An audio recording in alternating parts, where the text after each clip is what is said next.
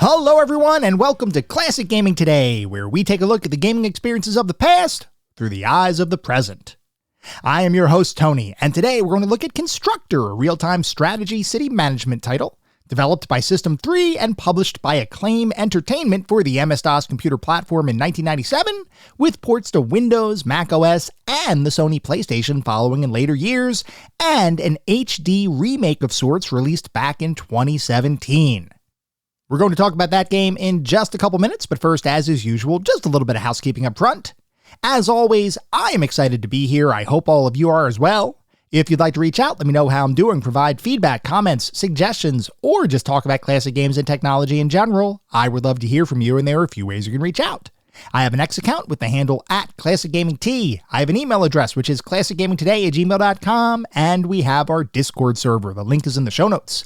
Discord is the best way to get in touch with me and the rest of the community around this podcast. We have a ton of fun out on Discord. We do weekly and monthly gaming challenges, prizes, awards, discussions. It is all out there. I highly encourage you all to check it out. I also highly encourage you to check out our Patreon. It's patreon.com/ClassicGamingToday. If you want even more Classic Gaming Today goodness, including a Patreon exclusive bi-weekly podcast expansion pack, patreon.com/ClassicGamingToday is where it's at. I'd also like to give a shout out to our Pantheon patrons. They are ISO, Rich Senewal, David Morton, Sam Twardowski, Sean Oliver, and Maximus Marshall, Steve Novoselic, Wendell Jr., Chris Snowden, The Bay 101, Toucan Sam, Christopher Fose, Grayor, Snatch Bandicoot, NYC Lewis W., Martin Steiner, and Marek.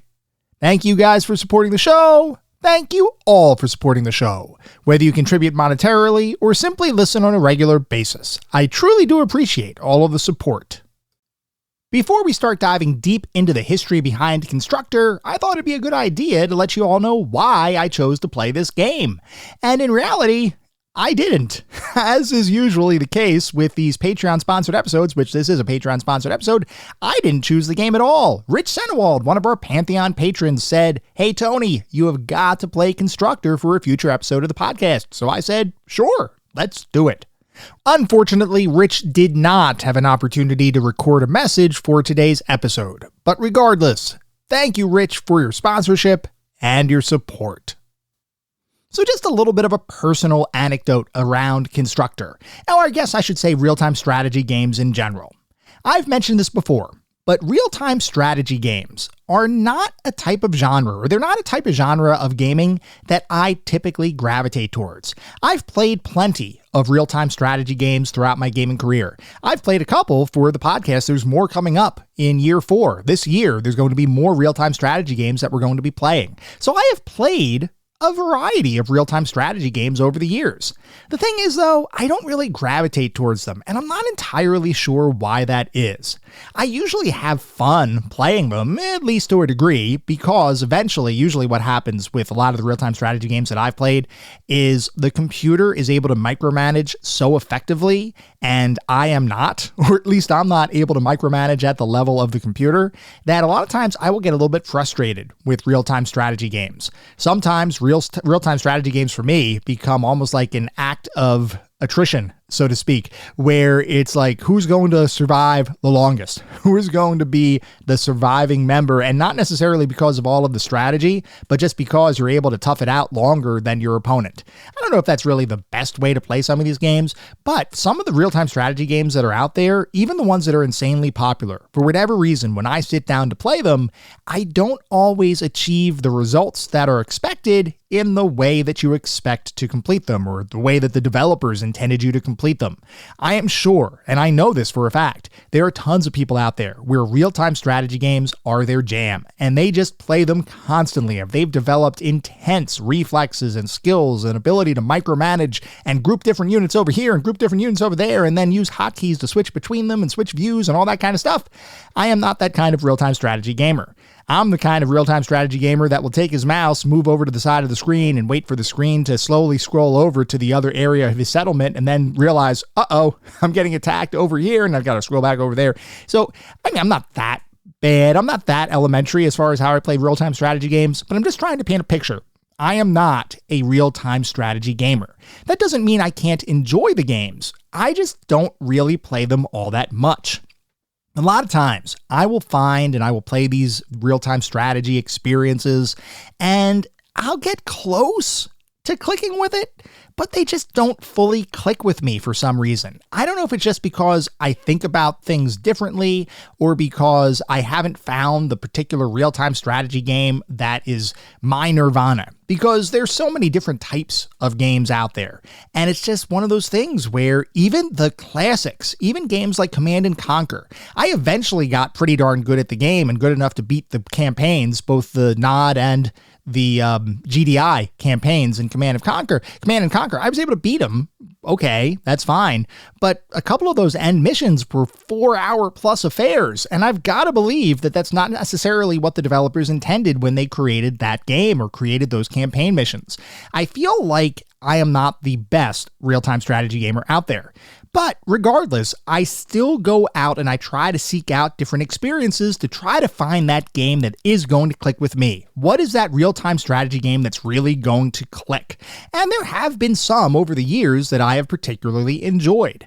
And I do, generally speaking, I'm a pretty happy guy. I generally like most things that I experience. For real-time strategy games, I like them. I just don't tend to focus on them. So, when I started researching Constructor based on Rich's recommendation, and I noticed that not only is this a real-time strategy game, but it also has city management factors and mechanics in it, I started to think to myself, well, maybe this is the one. Maybe this is the game that's going to bridge the gap for me.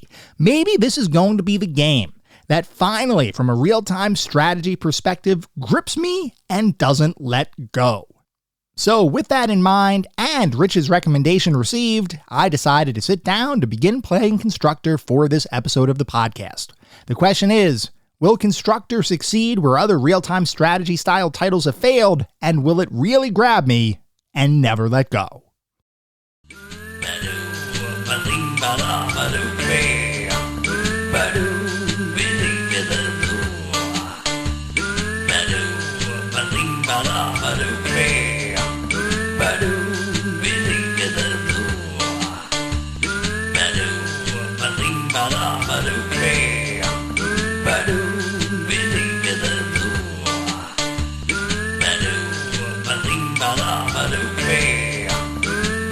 Constructor is a real-time strategy city management title developed by System 3 and published by Acclaim Entertainment for the MS-DOS computer platform in 1997, with ports to Windows, macOS, and the Sony PlayStation following in later years, and finally an HD remake released back in 2017. Before we can talk about Constructor, we need to take a step back and talk briefly about the history of real-time strategy games. This is a genre of gaming that truly has evolved over the years. And the first thing to note is that while quote-unquote real-time strategy games have existed since the early days of the computer industry, what we now refer to as real-time strategy games, and by extension the phrase itself, really became formalized in the early 1990s, with titles like Westwood Studios' Dune 2 setting a standard that future titles, like Westwood's other real-time strategy series Command & Conquer, and Blizzard's incredibly popular Warcraft and StarCraft franchises would evolve and refine. That said, even though the phrase real-time strategy was coined by Brett Sperry as part of the marketing for Dune 2 back in 1992, the concepts behind the genre existed for years prior to that seminal title's release. There are examples going as far back as even the late 70s and early 80s, where there were early games that were considered quote-unquote real-time strategy. And to understand what that is, you really need to look at the phrase itself. What is a real-time strategy game? Well, in simplest terms, real-time strategy simply means you're playing a game, it has some strategic component to it, and it's all unfolding in real time rather than a turn-based kind of scenario. That, at its core, is what real-time strategy is. And over the course of the 80s into the early 90s, there were any number of games that played out in real time, had a strategic component to it, and required you to enter inputs in a real-time kind of format, which means, effectively, many games could have technically been classified as real-time strategy. That said, not many games were actually classified as real-time strategy because the phrase itself didn't exist until, like I just mentioned, Brett Sperry coined it as part of marketing for Westwood's Dune 2 in 1992. Now, the concepts behind Dune 2 and why Dune 2 was such a big deal is because it took a bunch of different concepts that had been in various computer games and other quote-unquote real-time strategy titles over the years. Things like resource management, direct control of military units, building up settlements while in the presence of an AI enemy, and upgradable structures and citizenry. Those kind of mechanics were prevalent in other games before Dune 2 came out. They would exist as portions of different games over the years. The thing with Dune 2, though, is that it was one of the first titles to bring most of those ideas together into a single framework, which is why, in the eyes of many, Dune 2 represented the prototype from which most modern real-time strategy games would evolve. Sure, different games over the years would provide a flavor of real-time strategy gameplay, but as a total package, Dune 2 was effectively the standard bearer. At the same time as the real-time strategy genre was slowly morphing into what it would eventually become, there was a different kind of real-time and definitely strategy gaming genre that was in the process of being created, that being what I'll refer to as the city builder. This is a prime example, by the way, of why the phrase real-time strategy, as it's known today, has kind of been pigeonholed into a certain corner of definition, or of a definition. Meaning that when you think real-time strategy today, you're thinking games like Warcraft, not World of Warcraft, but Warcraft, StarCraft, Command and Conquer, Commandos. Those kind of games where it's usually some sort of conflict that you have to manage. You have to defeat a bunch of opponents or conquer a certain land. Other games like Age of Empires, The Settlers, those kind of series. You're thinking about those kind of games where you're building up a settlement of sorts, sure, but really what you're there to do is to conquer other people, whether it's computer controlled or human controlled. That being said, real-time strategy, doing strategic things, making strategic decisions in a real-time format can apply to any number of different games. And one of them that traditionally has not been technically called real-time strategy, at least within the context of the definition that is commonly accepted, is the city builder.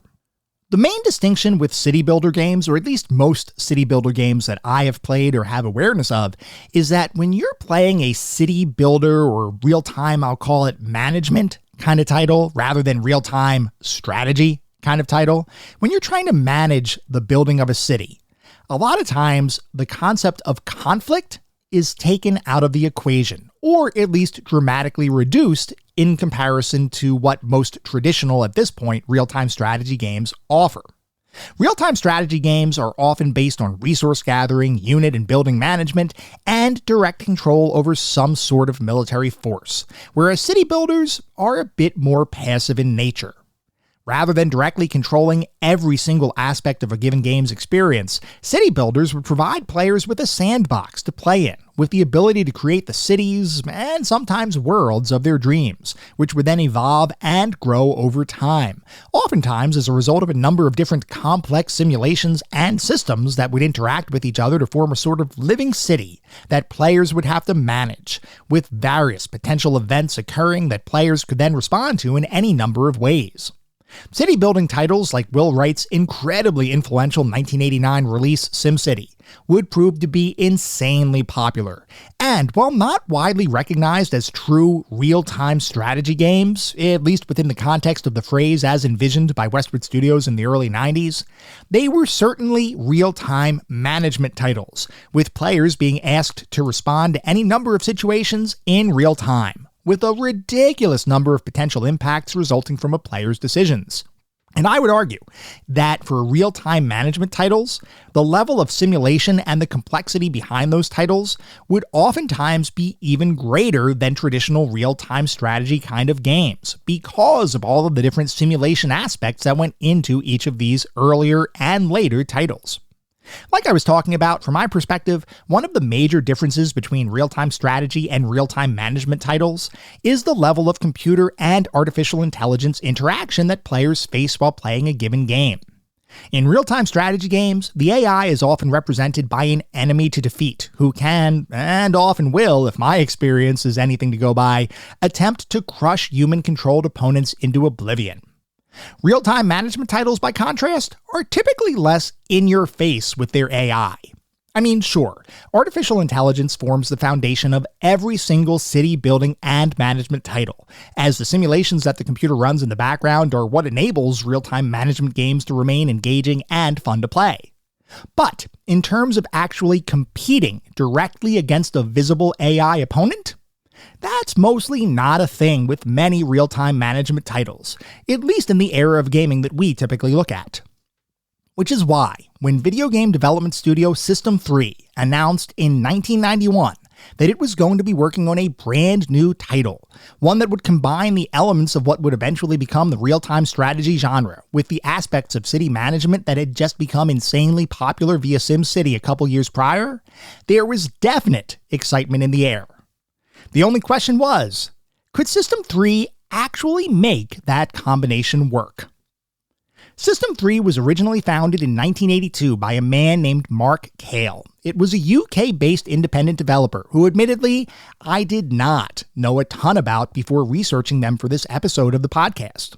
It turns out System 3 was a pretty prolific video game developer, and even more, had a ton of talent on their staff. The only reason I didn't have more awareness of them is that they primarily developed games for systems and platforms that I have personal blind spots with, like the Commodore 64, ZX Spectrum, and Amiga. While I am working diligently to address my own lack of awareness and knowledge of those and similar platforms, the fact is, if you do have some awareness of the UK microcomputer market of the 1980s, you've probably heard of System 3. System 3 would also be responsible for one of the most widely acclaimed games for the Commodore 64, that being The Last Ninja, as well as its eventual sequels, a title that would sell over 4 million copies over its lifetime, becoming the best-selling Commodore 64 title in history. Considering over 5,500 games were released for the Commodore 64, being the bestseller overall is a pretty impressive feat. System 3 would also be responsible for 1989's platforming adventure title Myth: History in the Making, a game that would originally release on the ZX Spectrum and would come to be recognized as one of, if not the, best ZX Spectrum game of all time.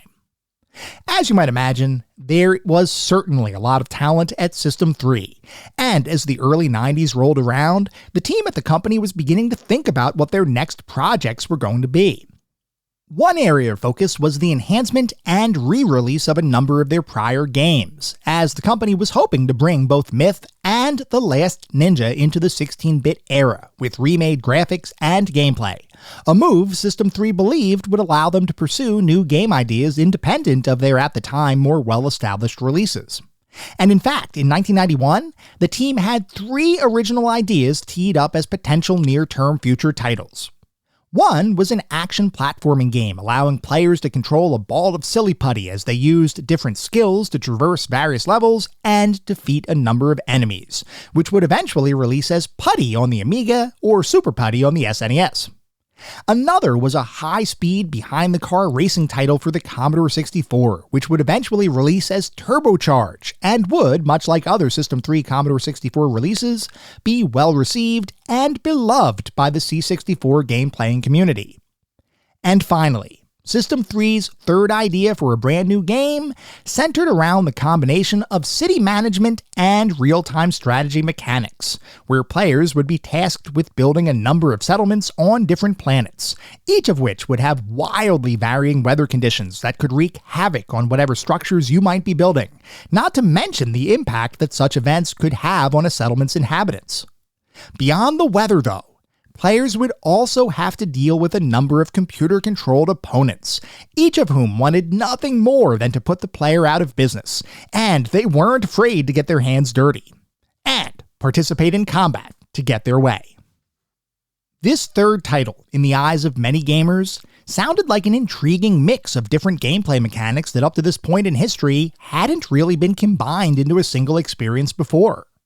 Which is why, when System 3 announced the development of this new game under the working title Constructor in 1991, the gaming world, and especially fans who knew what System 3 was capable of, took notice. And then a funny thing happened. Constructor fell entirely off the radar, with nary a mention of it for years following its original 1991 announcement. With this being the era of gaming before a pervasive internet, there wasn't much of an opportunity for System 3 fans to come together and share potential conspiracy theories, or complain about the potential vaporware that Constructor seemed destined to become. No, during this era of gaming, if a game was announced and didn't show up, it simply disappeared from the spotlight. And I recall, back then, there was actually not back as the early 90s, but in the mid-90s, there was a website called Gone Gold, and that was my resource for figuring out whether a game was actually going to come out or when it was actually going to come out. The concept of going gold effectively means that a game is complete and ready to be mass-produced, and there was a website dedicated to reporting on when different games had gone gold, because back then, especially in the early to mid 90s, there really wasn't a pervasive way to be able to know that. There wasn't information readily available at all of our fingertips. We didn't know that a certain game was going to be delayed. We didn't have the insight that we have today. And especially as we're talking about System 3 and Constructor in 1991, that concept of having an actual usable internet or World Wide Web, that wasn't even really much of a thing yet. So even though as the later 90s approached, there was still an issue here that was tried or that was attempted to be resolved by websites like Gone Gold, in the early 90s, not even that existed. And the whole situation around System 3 and Constructor was made even worse by the fact that after System 3 released Putty and Turbocharge, the company overall went mostly silent, with only a single game, the pseudo-sequel Putty Squad, released in 1994, with no additional mention of Constructor or other System 3 titles in sight. With Constructor and System 3 itself both appearing to have disappeared from gaming, fans would begin to move on, and anyone holding out hope for an eventual release would start turning their attention to different titles entirely. Which is why, when Constructor resurfaced in 1997, a full 6 years after its announcement, complete with an alternate, less sci-fi premise, but with the same combination of real-time strategy and city management features, it was a shock to gamers who had previously been hopeful for the title's eventual release. While this new version of Constructor would no longer feature spacefaring antics with wild weather patterns, it would retain a focus on constructing your own cities, and would still include computer-controlled opponents to defeat, both via subterfuge as well as direct combat. Even in the later 90s, this was a bit of a rarity in the city management gaming genre, though System 3, for its part, was hopeful that the uniqueness of their title would prove to be successful, even if the game itself had been stuck in development hell for almost 6 years. The only question was, would Constructor still resonate with gamers in 1997, as much as the original concept resonated with gamers in 1991? Well, the short answer to that question is yes. Yes, it would, as Constructor would be critically acclaimed, with tons of magazine reviews praising the game's quirky humor, graphics, mix of real-time strategy and city management gameplay, and overall sense of style. Players similarly would flock to the title, at least in Europe, where Constructor would become popular amongst the general PC game playing population. Outside of Europe? That's a bit trickier to determine. I know I personally never saw Constructor sitting on store shelves when I would go to any number of computer retailers like Electronics Boutique, Software Etc., CompUSA, and Computer City in the later 90s. And in the later 90s, I was a pretty avid PC gamer. It is certainly possible that I missed it, but even researching reviews that may have been written back when Constructor first came out turns up a ton of German magazine articles, a few UK pieces, and not much anywhere else. This feels very much like any number of 90s Europe-based development efforts like Little Big Adventure, where the popularity of the title differed wildly based on geography. That doesn't speak to the quality of the game, which is an area we'll look at in a few minutes. All I'm saying is, Constructor seems to have not been quite as popular in the United States, though if anybody has more knowledge here than what I have, definitely let me know.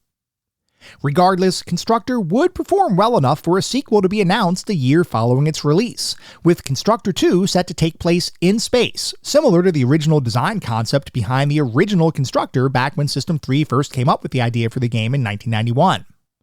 Interestingly though, much like Constructor itself, Constructor 2 would fail to materialize after that announcement, with work on the title seemingly shelved in favor of the creation of a Constructor spin-off of sorts entitled Mob Rule, which released in 1999.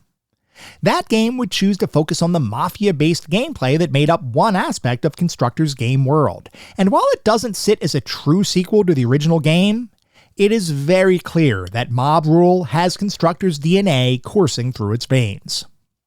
System 3 would eventually end up returning to the Constructor universe in 2017, with the release of Constructor HD, an HD remaster of the original game, followed up by Constructor Plus in 2019, which was effectively a definitive edition release that included new buildings, features, and gameplay, some of which was sourced from Constructor's not-quite-sequel spin-off Mob Rule. Unfortunately for fans of the game though, 2019 would be the last we'd collectively hear about Constructor, and Constructor Plus would serve as the latest game released by System 3 to date. It's entirely possible that they're working on something new in the franchise, and the company has stated that if their more modern versions of Constructor end up selling well, there's a chance they'll release an actual sequel to the title. But as of this recording, no new information is available regarding any future titles in the Constructor series. For fans of the game, that is certainly a shame. For people like me though, who had never played the original, there's still opportunity to try out a game for the first time that, in the eyes of many, represented one of the finest real-time strategy games released in the later 90s. The question on my mind, though, is whether Constructor is good enough to make me love it, something that very few real-time strategy games have been able to do, or will it, like many other real-time strategy titles I've played in my gaming career, not quite click with me? We're going to find out the answer to that question as we dive deep into what it feels like to play Constructor.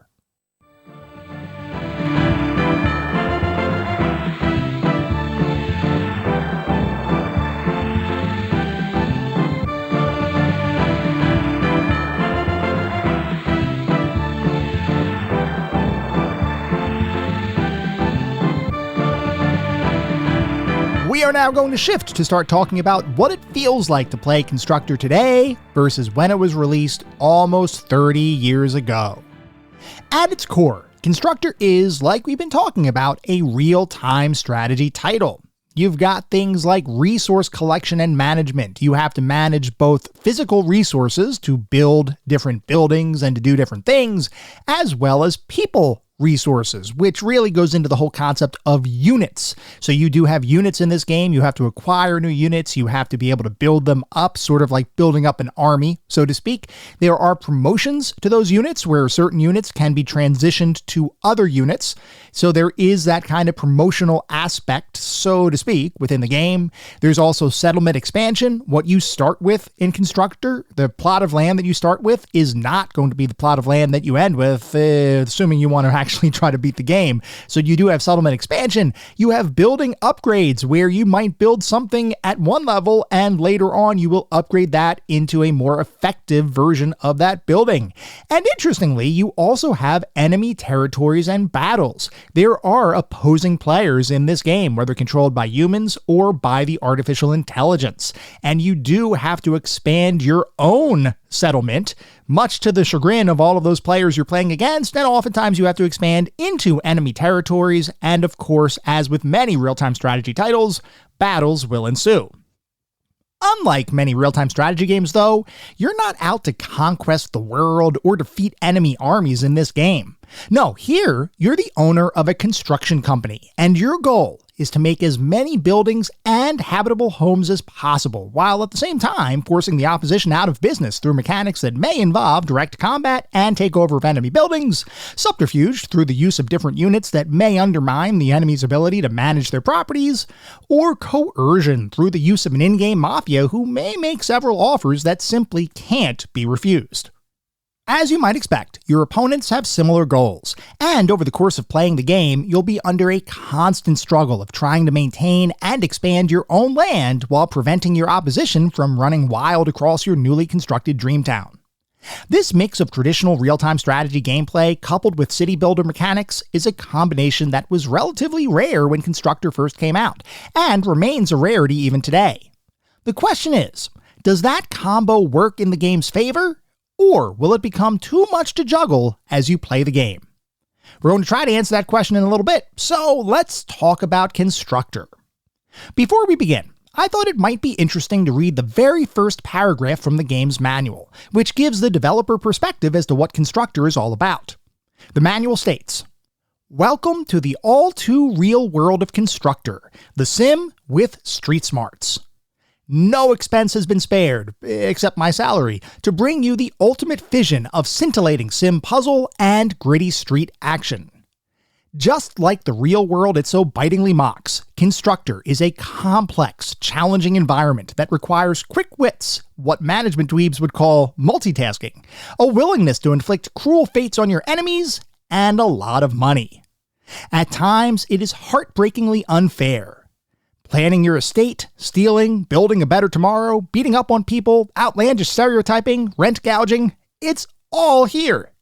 Enjoy fending off psychos trying to chainsaw your fences, ghosts haunting your tenants, and gangs of thugs throwing maniac raves, all to the happiest soundtrack since the Red Balloon."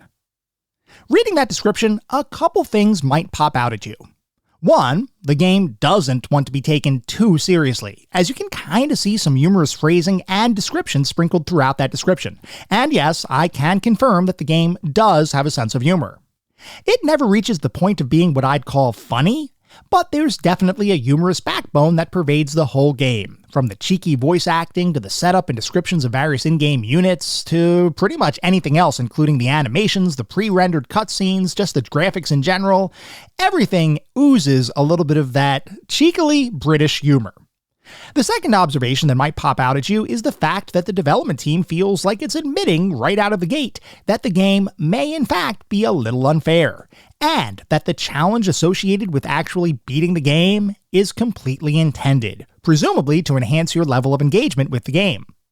This is another area that I can confirm, as the game, which we'll talk about more later on, is punishingly, excruciatingly, and unfairly difficult, at least if you're playing any difficulty that requires an AI opponent. The artificial intelligence in this game is absolutely insane, but also seriously stupid at times, a strange mix that is both frustrating and exploitable to varying degrees, depending on the game mode you end up playing.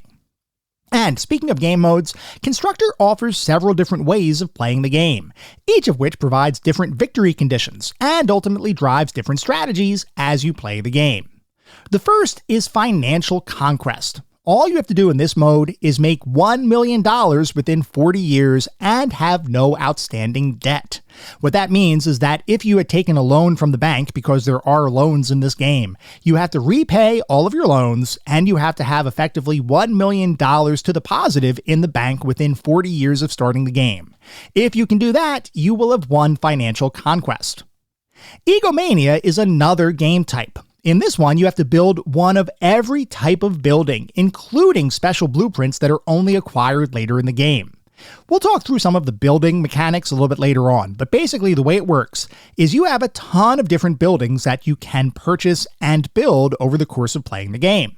Some of those are kind of lowly level 1 kinds of structures, but as you upgrade different buildings and other things in your environment, you will be able to build more complex and more detailed structures the further you get in a given playthrough.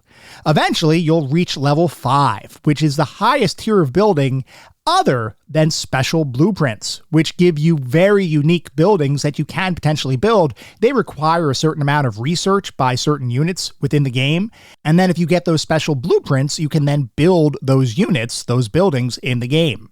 Egomania requires you to get all of those special blueprints and build them all in a single playthrough. If you can do that along with building one of each other building type, you will win the game.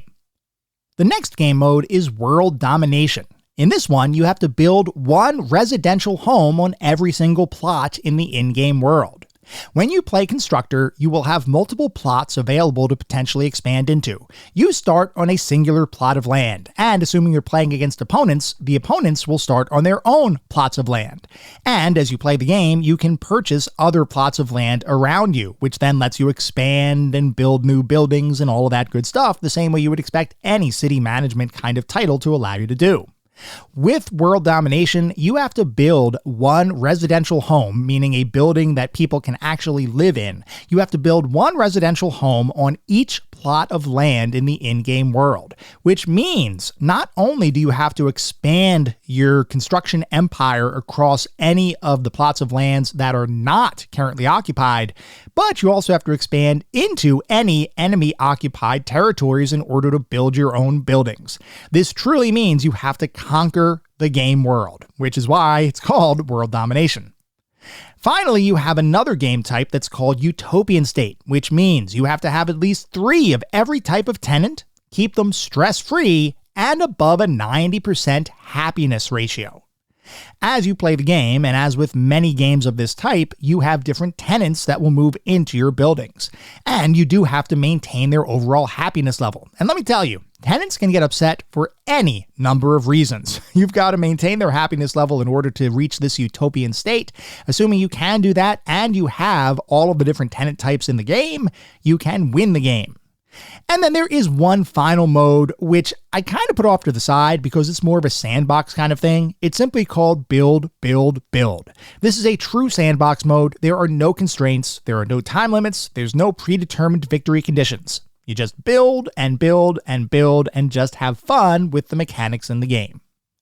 Beyond picking a game mode, though, you also have the option of selecting which of 5 different maps to play on, some of which are tiny, while others are massive, as well as an overall difficulty level, ranging from easy to medium to hard. Unlike some strategy games, the difficulty level here doesn't just change the AI in a given playthrough, but instead offers dramatically different scenarios and options for playing the game itself. As an example, the only difficulty level where you can play by yourself is the easy difficulty level. Bump it up to medium, and you're required to have at least one opponent in the mix. Different in-game missions, mechanics, and even maps may also be tied to specific difficulty levels, with more challenging gameplay mechanics being reserved for the harder difficulty levels. Conceptually, this is an interesting way to manage difficulty across the game. In practice, though, the moment you add a computer opponent to the mix, all bets are off, regardless of difficulty, because the computer in the game is brutal to play against. To understand why that is, we need to dive deep into how you actually play the game. And to do that, we need to discuss the way you acquire new people, as well as the way you acquire and use new resources and items. To start, The game is based around a tiered building and resource concept, where you start the game with the lowest possible tier of buildings and prospective tenants for those buildings, those being Tier 1, and can progress to eventually reach Tier 5, both from a building and tenant perspective. Obviously, the higher the tier, the more potentially lucrative your properties may become, and the more upscale the tenants for those properties may attract. And actually, let's talk about tenants, because they form the foundation of your people resource generation in the game. When you build a residential home, regardless of tier, the first thing you need to do, after assigning a worker and foreman crew to actually build the house, is assign a tenant couple to their new home. Tenants are used for two things: making money through rent payments, or reproducing and creating new tenants, workers, or at higher tiers, special resources like policemen. As the omnipotent ruler of your in-game world, you control what your tenants focus on, and once a tenant couple moves into their home, you can tell them whether to pay you rent on a regular basis or whether they need to get down to, in order to create more future tenants and workers. Workers, by the way, are required in order to continue constructing new buildings, as well as to man various resource-generating structures you can make in the game, like cement factories and wood yards, which is how you acquire the building materials required for different types of houses and construction projects. Workers need some direction, however, which is where foremen come into play, which are effectively supervisors for your workers. The way it works is you create some workers and can assign those workers to a foreman, at which point you now have a work gang who can be assigned to any number of tasks, whether building new structures, working inside resource-generating factories, creating new objects to upgrade homes with in the gadget factory, or upgrading homes directly with various improvements to the rooms in a given house. These home upgrades, by the way, will become essential as you continue playing the game, as they have a direct impact on your tenants' happiness, as well as their ability to accomplish various functions, like, for example, making babies. A house with a fully upgraded bedroom and a couple proficient in, can churn out new babies in short order. And once they grow up just enough to not be considered child labor, you can feel free to use them to either augment your workforce or move into new homes themselves. Interestingly, not all tenants are created equal, as at each of the 5 tiers available in the game, you have a choice of 2 distinct tenant couples to rent a home to. Invariably, the selection comes down to what the couple is most proficient at. Some tenants, like nerds, are good at copulating and making babies, whereas other tenants, like the Major and his wife, aren't baby-making machines, but are a bit more affluent, and therefore can afford to pay higher rent for similar properties than their counterparts. Balancing out which tenants to rent to and what to dedicate their efforts towards will form the foundation of a lot of your gameplay decisions, and you may at times need to divert attention to one activity over another, like, say, if you're short on funds. In that instance, you want to focus on rent generation over child rearing, at least until you overcome your immediate monetary woes. Same kind of thing applies if you need more people. In that instance, tell your tenants it's time to, and you'll have a refreshed workforce in no time. Another complexity to tenants, as well as the residential homes you can construct, is the tier system, and you might be wondering how to progress from one tier to the next.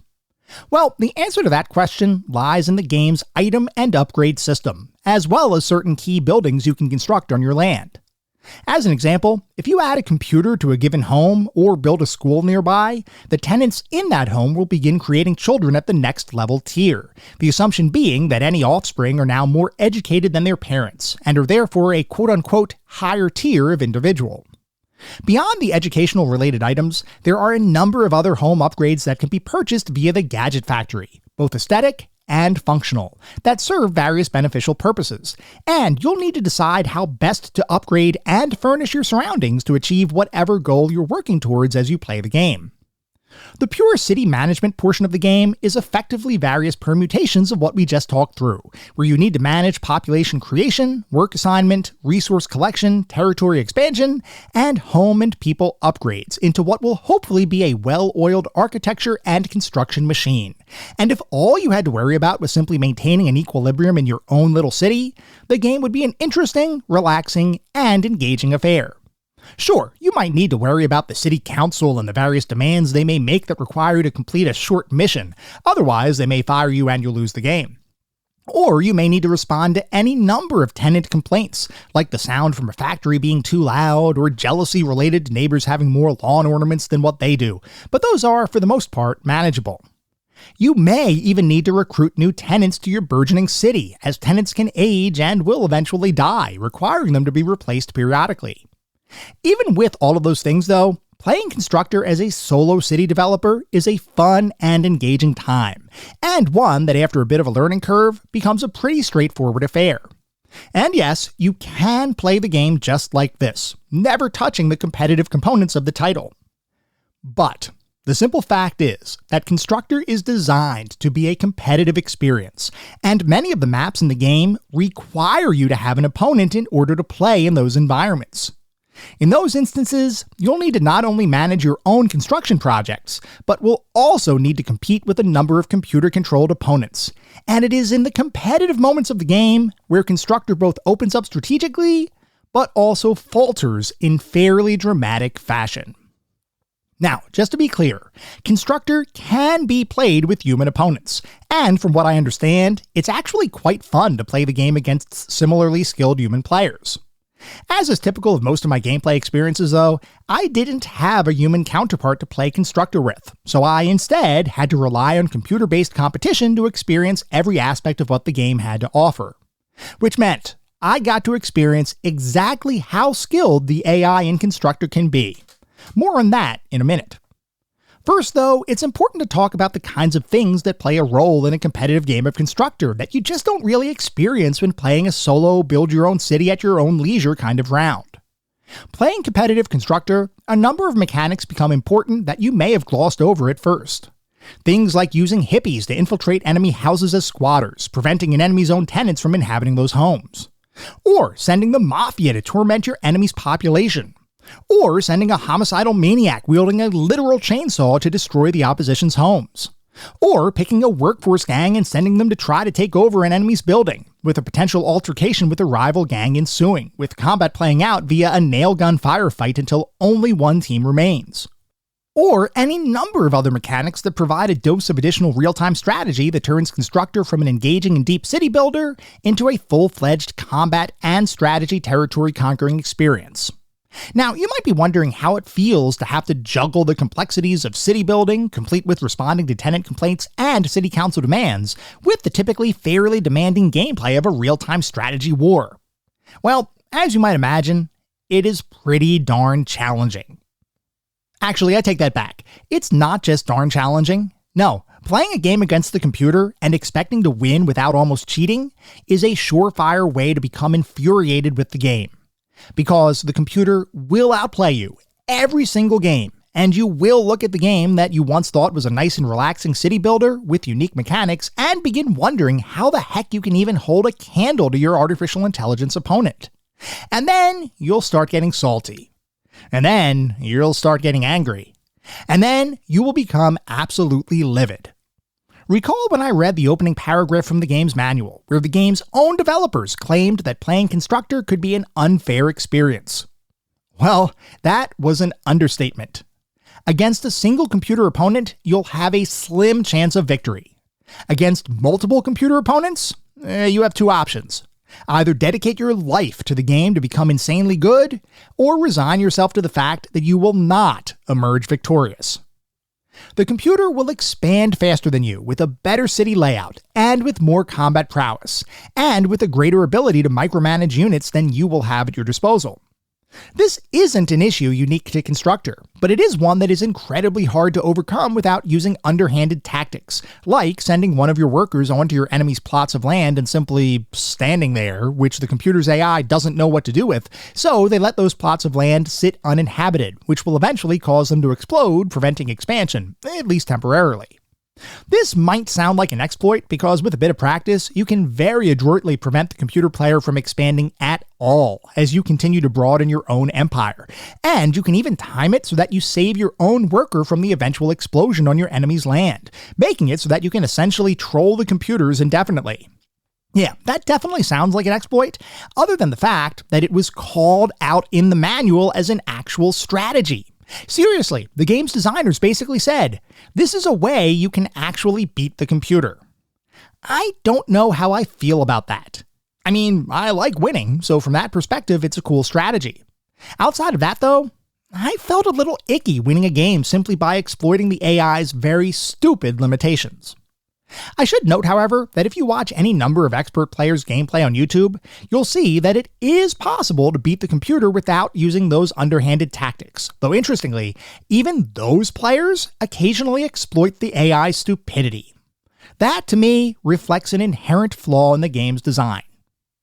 We're going to talk more about the rest of the game's design in just a minute. Though first, I should note that there are a number of other mechanics that I haven't mentioned, but that ultimately serve to enhance the complexity and depth of the title.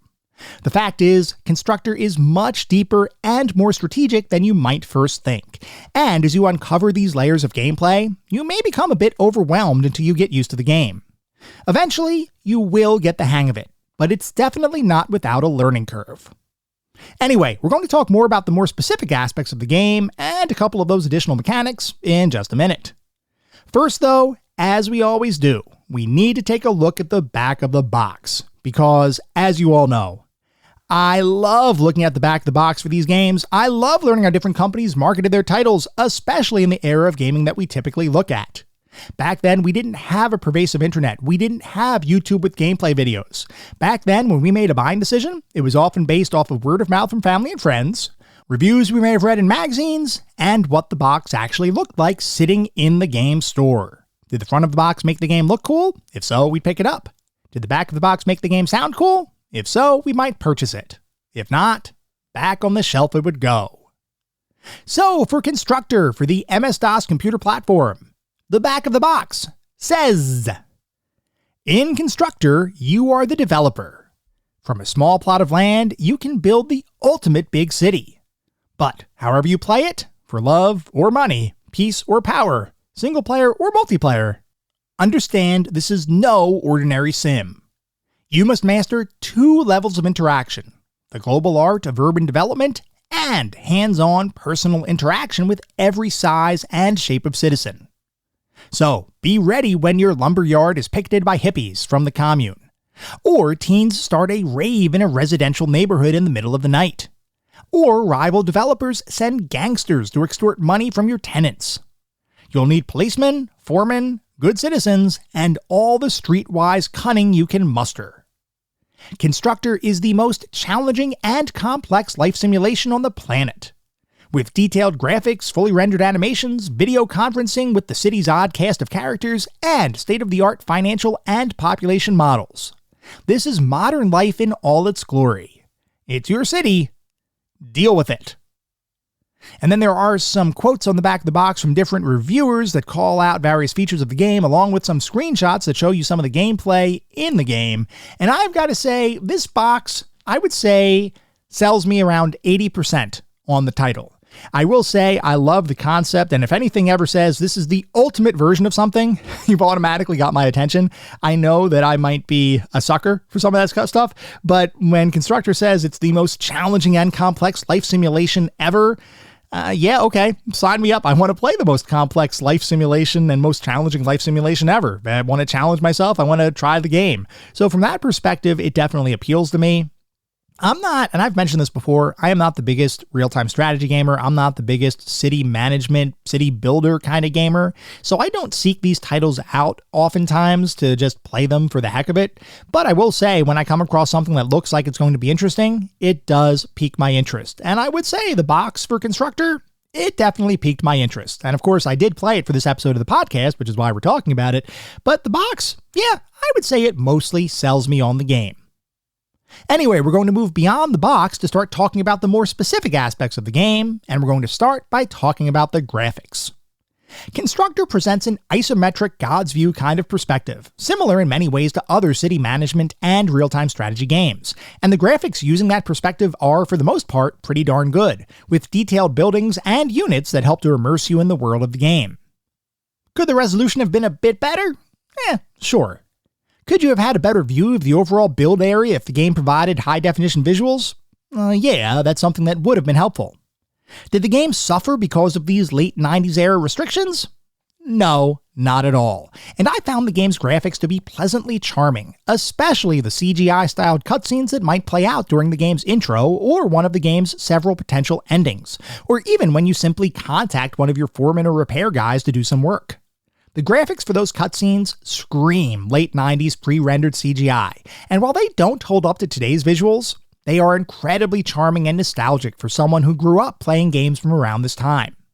No complaints from a nostalgic point of view, but if you're looking for the latest and greatest in computer-rendered visuals, you might be a bit disappointed. Animations, meanwhile, are all fine, and it's easy to see what different actions your city's denizens are taking as you play the game. I wouldn't say there's anything particularly special about the animations included in the game, but there are no issues here either. Everything is pretty much par for the course for real-time strategy and city management titles, and that's perfectly fine for Constructor. Overall, the visual environment in the game looks pretty good, and if you're like me and have nostalgia for late 90s era computer games, you'll likely find the graphics to be charming. Definitely a positive from my perspective.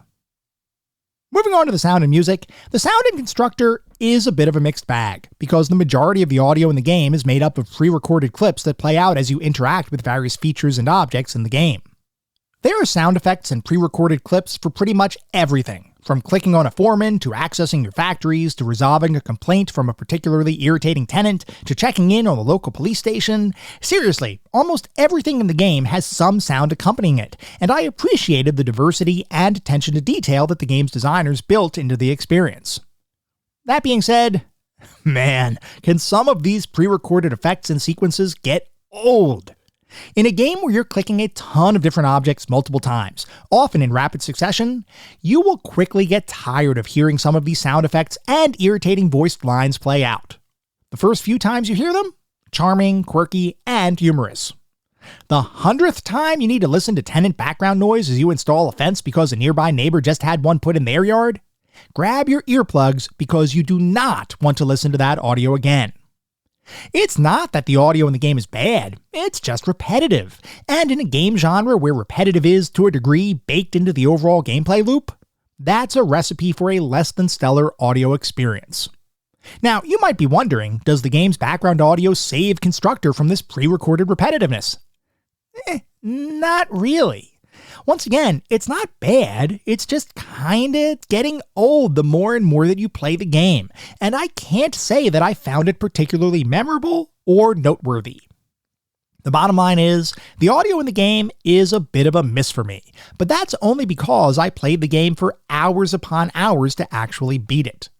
Taken in shorter doses, you may have a different opinion, but sit down for a couple of marathon gaming sessions, and it does lose a bit of its luster. Moving on to the narrative and story, in Constructor, you play as the omnipotent owner of a construction company, and your job is to build up your land and attract new and wealthy tenants, all the while trying to put your rivals out of business. To do that, you'll have access to any number of buildings, units, and mechanics to swing the game in your favor, but you have to be cautious. Even though you have oversight over your own construction company, you still have to answer to the city council, who can make your life miserable if you don't acquiesce to their demands. Navigate the politics of keeping the city council happy while driving your opponents into bankruptcy, and you'll be in good shape. Fail, and you'll be on your way to being sacked, never to build another inadequately designed home again. So the story here is pretty bare bones, and honestly, other than the general structure for the game, there isn't really a story here, other than that which you make for yourself. And you know what? That is entirely okay, as any number of emergent events can occur while you play the game that can potentially make your playthrough feel unique and tailored to you and your experiences, which is something I greatly enjoy. There isn't a predefined narrative to speak of, but in this case, that actually works for the game, and I have no complaints here. Moving on to the gameplay and controls, we already talked a fair amount about the general framework and structure of the game, so I'm not going to rehash all of that here.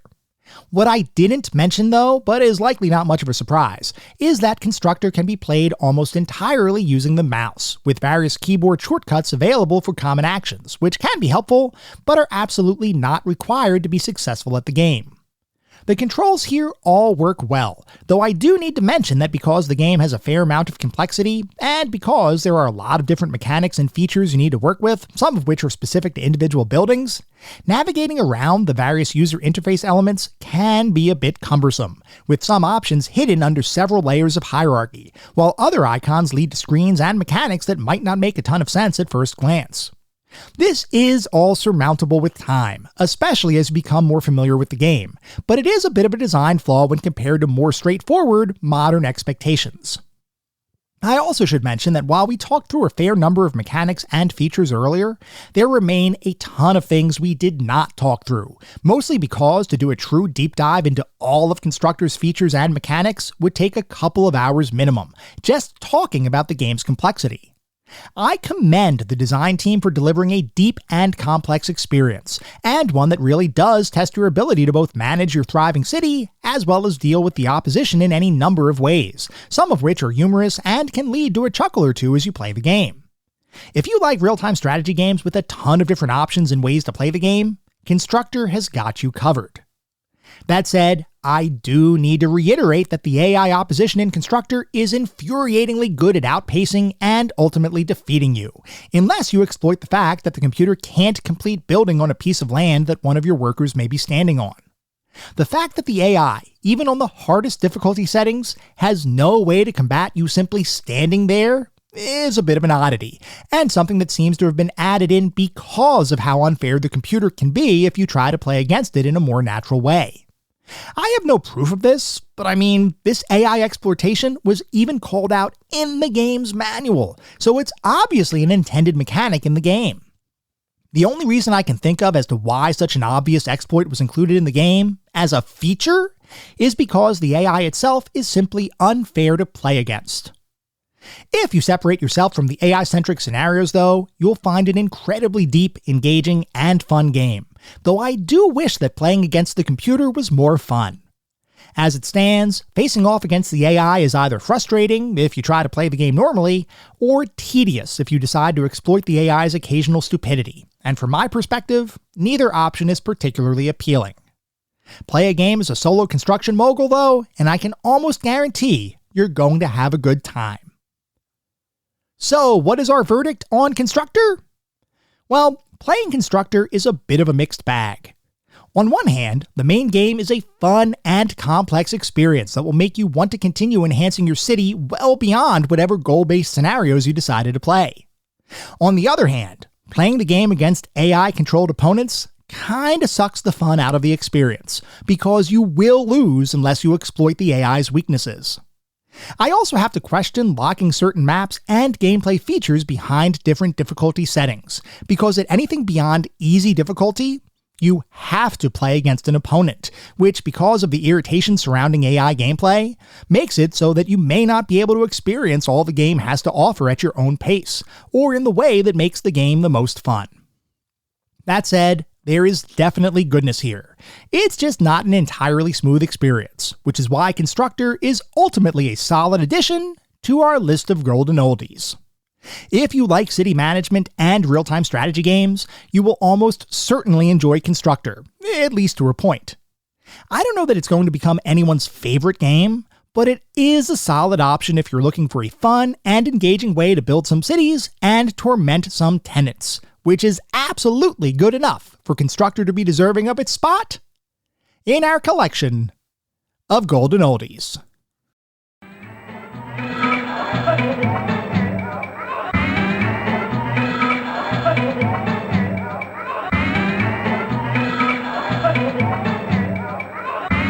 It is now time for our weekly challenges. As always, post proof of your accomplishments out on the CGT Gaming Challenges channel over on Discord. Your first challenge, which is worth 1 coin, is to build your first factory. Factories are the main way that you acquire resources in the game. If you can build your first factory, you will earn 1 coin.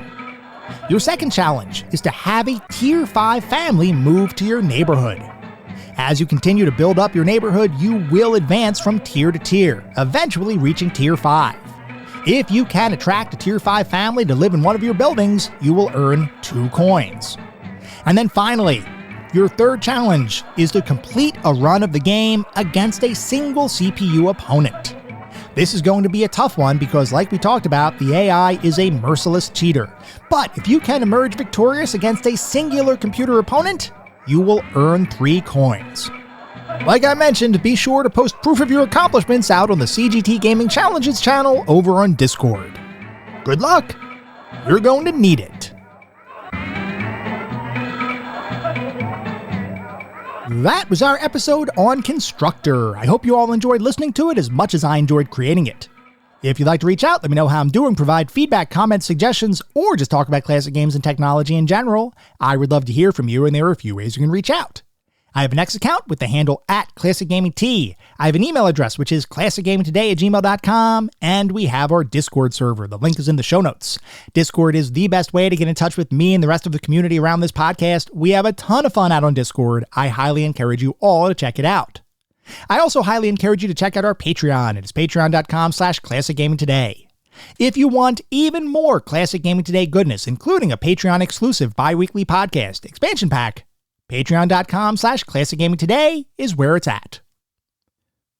Before we sign off for the week, I do want to mention that our next episode is going to be focused on the Atari 2600 title, Yar's Revenge. So definitely write in if you have any thoughts about that one and get your comments featured on the show. At the same time, I recognize you're likely listening to this podcast on any number of podcast services. And if you would feel so inclined, it would be great if you could leave me a review. This is not about trying to bolster star counts. This is not about trying to harvest a ton of 5-star ratings, though if that happens, awesome, it means we're doing something right. No, what it's really all about is trying to deliver the best possible podcast I can. The only way to do that is to get feedback from all of you, the listener community, to make sure I'm hitting the mark and delivering the content you all want to listen to. We get new listeners every single day, which is simply amazing. I want to continue to grow this community and continue to make the best possible podcast I can. We'll be back in around a week with our next episode focused on Yar's Revenge. Until then, remember, sometimes the games of the past are just as good, if not better, than the games of today. Goodbye, everyone.